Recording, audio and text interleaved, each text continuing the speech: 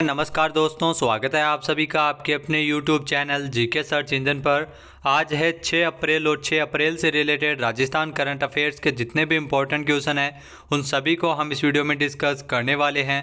तो पूरा वीडियो बहुत ध्यान से देखना और वीडियो के एंड में मैं आपसे क्वेश्चन पूछूंगा जिसका आंसर आपको कमेंट बॉक्स में देना है। कल के वीडियो में मैंने आपसे क्वेश्चन पूछा था जो था राजस्थान में महिला निधि के माध्यम से स्वयं सहायता समूह के सदस्यों को उपलब्ध करवाए जाने वाले ऋण पर कितने प्रतिशत ब्याज अनुदान दिए जाने के प्रस्ताव का अनुमोदन किया गया है।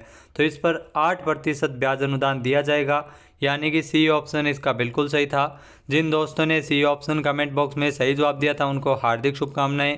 राजस्थान के मुख्यमंत्री अशोक गहलोत ने महिला निधि के माध्यम से स्वयं सहायता समूह के सदस्यों को उपलब्ध करवाए जाने वाले ऋण पर 8% ब्याज अनुदान दिए जाने के प्रस्ताव का अनुमोदन किया था। इसके लिए बजट 2023-24 में 12 करोड़ रुपए के अतिरिक्त वित्तीय प्रावधान को भी प्रस्ताव को भी मंजूरी प्रदान की है, जिसमें आपको बता दी कि इस प्रस्ताव के अनुसार स्वयं सहायता समूह के सदस्यों को 2 वर्ष तक की अवधि के लिए उपलब्ध होने वाले 1 लाख रुपए तक के ऋण पर 8% ब्याज अनुदान दिया जाएगा। सीएम अशोक गहलोत ने तो राजस्थान में महिलाओं को जो स्वयं सहायता समूह के वित्तीय प्रबंधन के लिए 26 अगस्त 2022 को महिला समानता दिवस के अवसर पर राजस्थान महिला निधि की शुरुआत की थी और राजस्थान है वो भारत का दूसरा राज्य बना था तेलंगाना के बाद। तो चलिए स्टार्ट करते हैं आज के करंट अफेयर्स।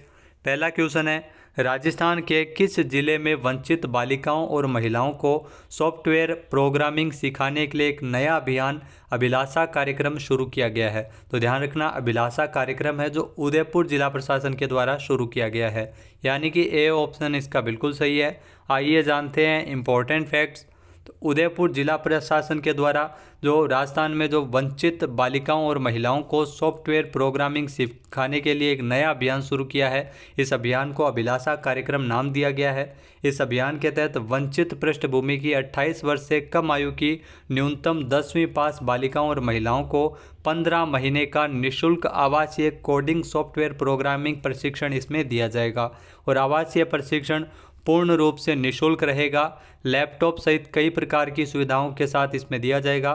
तो उदयपुर के जिला कलेक्टर ताराचंद मीणा के मुताबिक जनजातीय अंचल की वंचित बालिकाओं सहित चाइल्ड ट्रैफिकिंग का शिकार हुई बालिकाओं को इस अभियान से भी जोड़ा जाएगा। नेक्स्ट क्वेश्चन है, हाल ही में राजस्थान रॉयल्स ने किस बैंक को डिजिटल बैंकिंग भागीदार के रूप में साइन किया है। तो राजस्थान रॉयल्स टीम के द्वारा फिनो पेमेंट्स बैंक को जो हाल ही में डिजिटल बैंकिंग भागीदार के रूप में साइन किया गया है, यानी कि बी ऑप्शन इसका बिल्कुल सही है।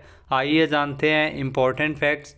तो राजस्थान रॉयल्स ने फिनो पेमेंट्स बैंक को डिजिटल बैंकिंग भागीदार के रूप में साइन किया है।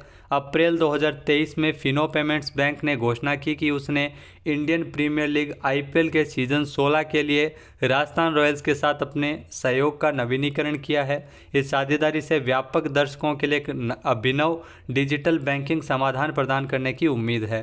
2023 में फिनो पेमेंट बैंक जो भारत के अगले क्रिकेटिंग सुपरस्टार की खोज के लिए क्रिकेट का टिकट नामक एक ज़मीनी स्तर की प्रतिभा की तलाश भी कर रहा है। नेक्स्ट है, हाल ही में केंद्र सरकार की नगर वन योजना के तहत राजस्थान के किस जिले में 2 नगर वन बनने जा रहे हैं। तो ध्यान रखना, जयपुर में ये नगर वन बनाए जा रहे हैं जो केंद्र सरकार की नगर वन योजना के अंतर्गत, यानी कि सी ऑप्शन इसका बिल्कुल सही है। आइए जानते हैं इंपॉर्टेंट फैक्ट्स।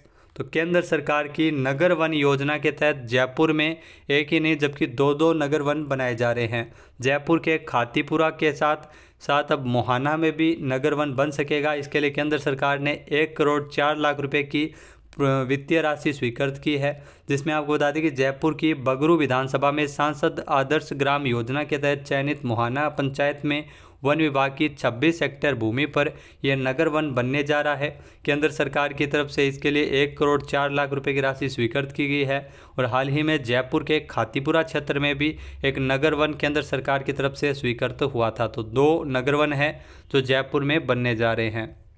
और आपको बता दें कि केंद्र सरकार द्वारा जो शहरी वन विकसित करने के लिए नगर वन योजना है जिसकी शुरुआत 2015 में महाराष्ट्र के पुणे से की गई थी। नेक्स्ट है, अटल भूजल योजना के तहत राजस्थान के कितने जिलों में राजकीय भवनों पर वाटर हार्वेस्टिंग स्ट्रक्चर बनाए जाएंगे? तो राजस्थान के 17 जिलों में अटल भूजल योजना के तहत वाटर हार्वेस्टिंग स्ट्रक्चर बनाए जाएंगे, यानी कि ए ऑप्शन इसका बिल्कुल सही है। आइए जानते हैं इम्पोर्टेंट फैक्ट्स। तो राजस्थान में राजकीय भवनों पर जो फिजिबिलिटी के आधार पर वाटर हार्वेस्टिंग स्ट्रक्चर बनाए जाएंगे और अटल भूजल योजना के तहत ये स्ट्रक्चर राज्य के 17 जिलों के ग्रामीण क्षेत्रों में बनेंगे। इसके माध्यम से वर्षा जल का संचयन एवं संरक्षण किया जा सकेगा।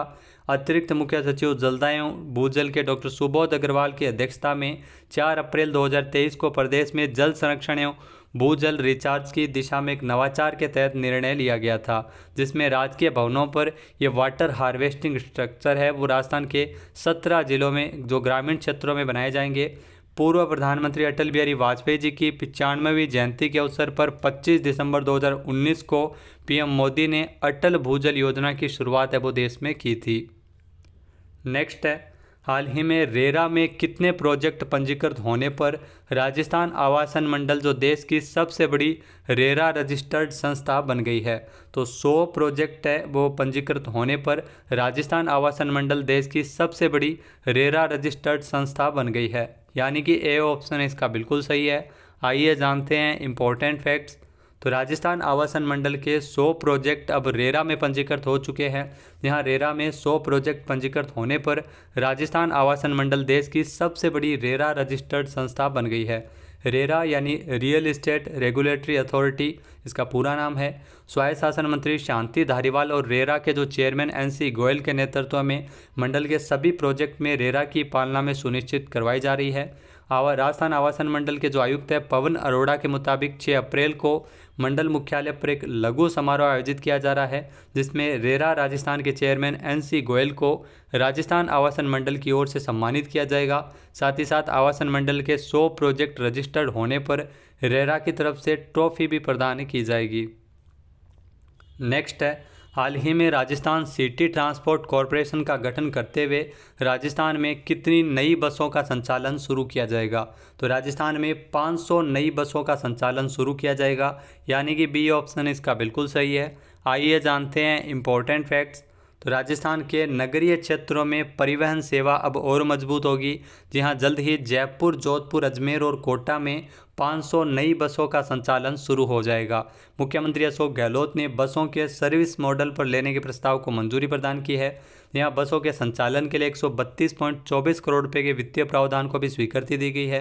ये राशि राजस्थान परिवहन आधारभूत विकास निधि के माध्यम से उपलब्ध करवाई जाएगी। इसमें Jaipur city transport service limited के लिए 300 नई बसों सहित कुल 500 बसों का संचालन किया जाएगा। राजस्थान सरकार द्वारा जयपुर, जोधपुर, अजमेर और कोटा सहित अन्य शहरी क्षेत्रों के लिए जो वर्तमान में गठित सिटी ट्रांसपोर्ट कंपनियों को मिलाते हुए राजस्थान सिटी ट्रांसपोर्ट कॉरपोरेशन का गठन किया गया है। जहां इसमें आपको बता दें कि मुख्यमंत्री अशोक गहलोत ने बजट 2023-24 में नए बसों के संचालन किए जाने की भी घोषणा की थी। अगला क्वेश्चन है, राजस्थान में कितने नए डेयरी बूथ खोले जाने की घोषणा बजट 2023-24 में की गई थी? तो राजस्थान में 5000 नए डेयरी बूथ खोले जाएंगे, यानी कि ए ऑप्शन इसका बिल्कुल सही है। ये जानते हैं इंपॉर्टेंट फैक्ट्स। तो राजस्थान में गोपालन विभाग के शासन सचिव कृष्ण कुणाल के मुताबिक मुख्यमंत्री अशोक गहलोत द्वारा 5000 नए डेयरी बूथ के संबंध में की गई बजट घोषणा के लिए कार्य योजना बनाकर उसे सफल और समयबद्ध क्रियान्वयन किया जाएगा। साथ ही साथ नए डेयरी बूथ खोले जाने से प्रदेश में दुग्ध उत्पादों की आपूर्ति में वृद्धि के साथ साथ बेरोजगार युवाओं को रोजगार के संसाधन उपलब्ध हो सकेंगे। प्रदेश में 5000 नए डेयरी बूथ खोले जाने की घोषणा से शहरी और ग्रामीण क्षेत्रों में दुग्ध उत्पादों की समयबद्ध और गुणवत्तापूर्ण आपूर्ति के साथ साथ दुग्ध संकलन में राज्य अपना नया कीर्तिमान स्थापित कर सकेगा। Rajasthan cooperative dairy federation limited की प्रशासक और प्रबंध संचालक है सुषमा अरोड़ा। नेक्स्ट है, मुख्यमंत्री अशोक गहलोत ने ई गवर्नेंस के क्षेत्र में पारदर्शिता और सुरक्षा को बढ़ावा देने के उद्देश्य से ब्लॉकचेन सेंटर ऑफ एक्सीलेंस की स्थापना के लिए कितने करोड़ रुपए की वित्तीय स्वीकृति जारी की है? तो इसके लिए 33.28 करोड़ रुपए मंजूर किए गए थे, यानी कि ए ऑप्शन इसका बिल्कुल सही है। आइए जानते हैं इंपॉर्टेंट फैक्ट्स। तो राजस्थान के मुख्यमंत्री अशोक गहलोत ने प्रदेश में ई गवर्नेंस के क्षेत्र में पारदर्शिता और सुरक्षा को बढ़ावा देने के उद्देश्य से ब्लॉकचेन सेंटर ऑफ एक्सीलेंस की स्थापना के लिए 33.28 करोड़ रुपए के वित्तीय प्रस्ताव को स्वीकार किया है। यहाँ राज्य में ब्लॉकचेन सेंटर ऑफ एक्सीलेंस स्थापित होगा। इस सेंटर की स्थापना तकनीकी विशेषज्ञों की सेवाएं प्राप्त करने के लिए जो आईआईटी कोटा से MOU भी किया गया है। इसके अलावा आपको बता दें कि जो इसके अंतर्गत इंटीग्रेटेड फाइनेंशियल मैनेजमेंट सिस्टम और electronic health records, Jan Aadhaar, resident data repository आदि में पारदर्शिता एवं सुरक्षा को बढ़ावा मिल सकेगा। अगला क्वेश्चन है, हाल ही में कौन सा देश 4 अप्रैल 2023 को नाटो का सबसे नया सदस्य बन गया? तो ध्यान रखना फिनलैंड है, वो 4 अप्रैल को नाटो का नया सदस्य देश बन गया है, यानी कि ए ऑप्शन इसका बिल्कुल सही है। आइए जानते हैं इंपॉर्टेंट फैक्ट्स। तो फिनलैंड है वो नाटो में 31वें सहयोगी देश के रूप में शामिल हुआ है। जहाँ ब्रुसेल्स में नाटो मुख्यालय में जो संयुक्त राज्य अमेरिका के साथ उत्तरी अटलांटिक संधि में प्रवेश के अपने साधन को जमा करने पर फिनलैंड 4 अप्रैल 2023 को नाटो का सबसे नया सदस्य देश बन गया। तो ये आपके लिए ज़रूर इंपॉर्टेंट क्वेश्चन है। फिनलैंड के विदेश मंत्री ने अमेरिकी विदेश मंत्री को जो परिग्रहण दस्तावेज सौंपा है, जिन्होंने फिनलैंड को सदस्य देश घोषित किया है। फिनलैंड का जो परिग्रहण है वो रूस के व्लादिमीर पुतिन के लिए एक झटका है, क्योंकि नाटो को लेकर ही रूस और यूक्रेन के बीच जो विवाद हुआ और युद्ध भी चल रहा है। नेक्स्ट है, भारत श्रीलंका का द्विपक्षीय समुद्री अभ्यास सिलिनेक्स 2023 का 10वां संस्करण 3 अप्रैल को कहां शुरू हुआ है? तो इसका आयोजन कोलंबो में किया जा रहा है, यानी कि ए ऑप्शन इसका बिल्कुल सही है। आइए जानते हैं इंपॉर्टेंट फैक्ट्स। तो भारत श्रीलंका द्विपक्षीय समुद्री अभ्यास सिलिनेक्स 2023 जिसका 10वां संस्करण है, जो 3 अप्रैल को कोलंबो में शुरू हुआ है। यह अभ्यास 3 दिनों तक जो 2 चरणों में बंदरगाह चरण और समुद्री चरण में आयोजित किया जा रहा है, जिसमें भारतीय नौसेना का प्रतिनिधित्व इसमें INS किल्टन और INS सावित्री द्वारा किया जाएगा, जबकि श्रीलंकाई नौसेना का इसमें प्रतिनिधित्व है जो SLNS विजयबाहु और SLNS समुदुरा के द्वारा किया जाएगा। बात कर लेते हैं आज के हमारे क्विज की, जिसका आंसर आपको कमेंट बॉक्स में देना है। तो आज का क्विज है, हाल ही में BPL और उज्ज्वला योजना में शामिल परिवारों को अब 500 रुपये में गैस सिलेंडर देने हेतु राजस्थान में मुख्यमंत्री गैस सिलेंडर योजना कब से शुरू हुई है? एक बार फिर से सुनिएगा। राजस्थान में BPL और उज्ज्वला योजना में शामिल परिवारों को 500 रुपये में गैस सिलेंडर देने के लिए राजस्थान में मुख्यमंत्री गैस सिलेंडर योजना कब से शुरू हुई है? इसका सही आंसर आपको कमेंट बॉक्स में देना है। और अगर ये वीडियो आपको पसंद आए तो इसे लाइक और शेयर करना बिल्कुल न भूलिएगा। चैनल पर नए हैं, सब्सक्राइब नहीं किया है तो भी सब्सक्राइब बटन पर क्लिक करें। इस वीडियो की जो PDF फाइल है वो आप वीडियो के डिस्क्रिप्शन बॉक्स से डाउनलोड कर सकते हैं, और इस क्वेश्चन का आंसर आप वोट करके भी कर सकते हैं। वीडियो देखने के लिए धन्यवाद। जय हिंद, जय भारत, जय राजस्थान।